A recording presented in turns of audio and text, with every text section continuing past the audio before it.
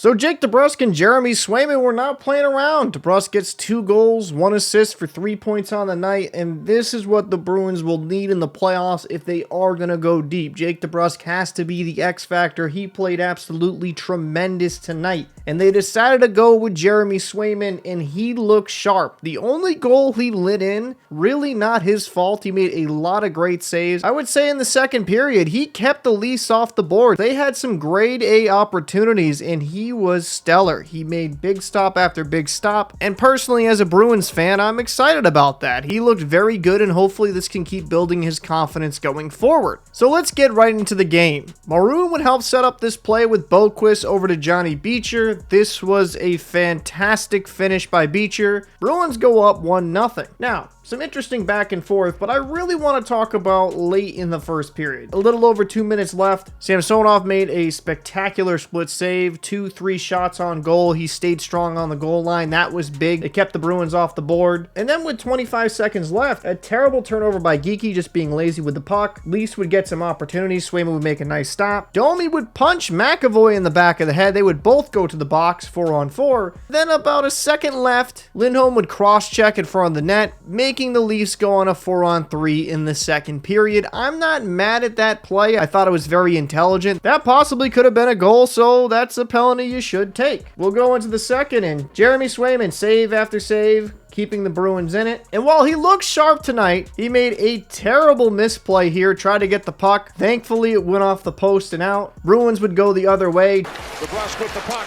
Back out, throws up by Carlo, score! Jake DeBrusk feeds it up to Brandon Carlo for a clap bomb. That would be DeBrusk's first point of the night. Bruins are now up 2-1. And the theme of the second period is Swayman looked sharp. There were some good surges by the Leafs. Austin Matthews would high stick Charlie McAvoy, so the Bruins go on a power play, something they have struggled mightily at recently. And while the first power play unit wasn't spectacular, DeBrusk would get the much wanted power play goal. DeBrusk has an assist tonight. DeBrusk with a shot. Score!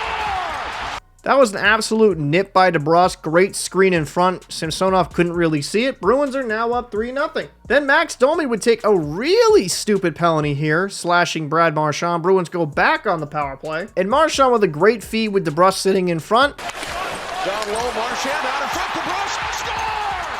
The Bruins get themselves a 4-0 lead, and it just shouldn't have happened in the first place. Very dumb penalty by Domi. After the power play, Swayman would make a nice stop. Then Charlie Coyle would get called for interference on Matthews. And the Maple Leafs power play wasn't great, but DeBrusk going the other way, nifty move off the post. Could have had a hat trick tonight. We go into the third, Bruins up 4-0. In the third period, the Leafs started out strong. The Bruins looked flat. They had some good opportunities. Swayman makes a nice stop. And then Camp would finally get on the board. Puck loose in front, score, Camp! Not much Swayman can do there. Has to respect the shot. Camp just goes right into the slot, bangs it in the empty net. We got ourselves a 4-1 game. And then a little over 30 seconds later, this happens. Now Tavares. Tavares for Benoit off the post. That was a close call. Could have been a 4-2 game, and that would have brought the Leafs whole new life, thinking they could still come back. But the Bruins would respond. Geekie with a good hit here on Robertson. They would have a great shift, have a good deep cycle. That would draw a penalty. Unfortunately for the Bruins, nothing really came of it. Swayman will make a couple nice stops. Carlo would decide to be like, you know what, I like to take penalties too, delay of game, but nothing comes out of that. The Leafs try to pull their goalie to get something going, and Frederick gets the empty net goal. The Bruins win 5-1. Great win for the Bruins. Swayman looked locked in. Jake DeBrusk was hustling, using his skill and speed. Those are the things you want to see.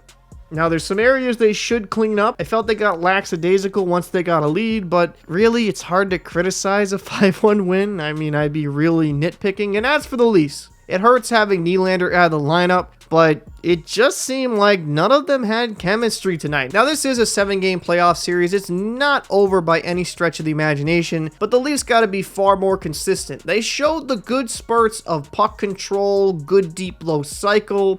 If they can be more consistent with that type of play, we should have ourselves a deep series.